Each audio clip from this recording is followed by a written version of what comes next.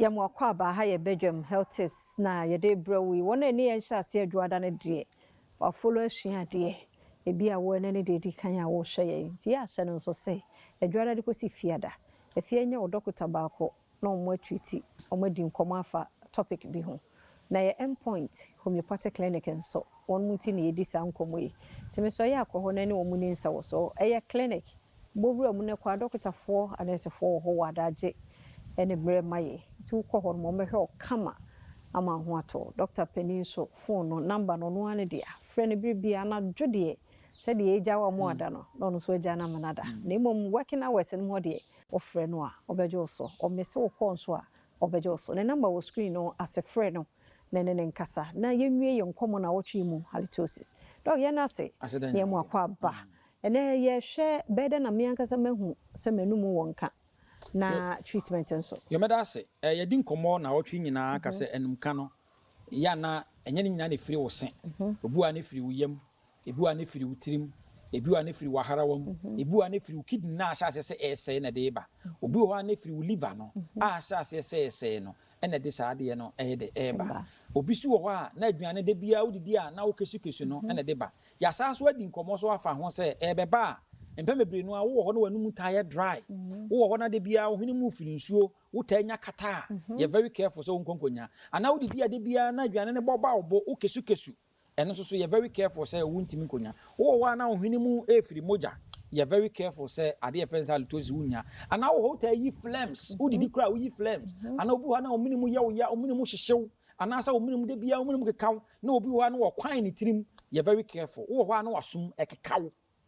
wons wasoma yekuro you very careful say ade efense halitosis emfa bad breath emma mesuewo na kwan a obetima hunu say wo halitosis ni bi ni say said the okoto perfume a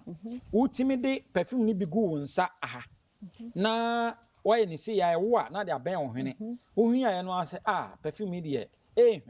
na meto no na perfume we de ebon enti we de mempen saa na wo pese wo hunu say wo halitosis ni bia bo modern say wo de wo ketrema enye say wakodi agora na wakore na ma na abaye saa de no wadwale awie after better 10 minutes plus na wo de wo ketrema e de afa enye se wakodi garlic bi e na ade be saa de so woni di e bi ana se bia ohuru wanum kama so ahu wo de wo ketrema e de afa ha wo de fa ho saa no a twen na enwo na fa ben ohwene otweko ohwene mu saa no a sent bi beba bia no eye wa wo de ya obia ni wo de nsa be na de be fa ho so ahu enti wa ohun aye no de wote ye bia ye enyi hu achinyi ana opeso so a obetimi ahome okay wo eseli na wo de aben ohene eno so de obeti bia no wa me ho maka se doctor ade yi e bia lewa me enti de obetimu bia no eye wa wo de so ati ase enti eno sa hunya te pepa na se bi ebi awo yere so a obetima ma oyere nso so a second mama humi gusu na menhwe ohumi gusu a da enka na nya papa na quickly no ano na wo so rush ko hospital efi say yade we say no obitimi busa se anya bia betima kum nipa enka omanum a betima wu ana me se ane because the idea betima wu ni say yade no a de sa nka no eba no obu ana wo yam no manyina kwa na esai obu ana wutirimu no ma na esai obi wo ha na chese yade bi wo kidney na eseye eti yade bi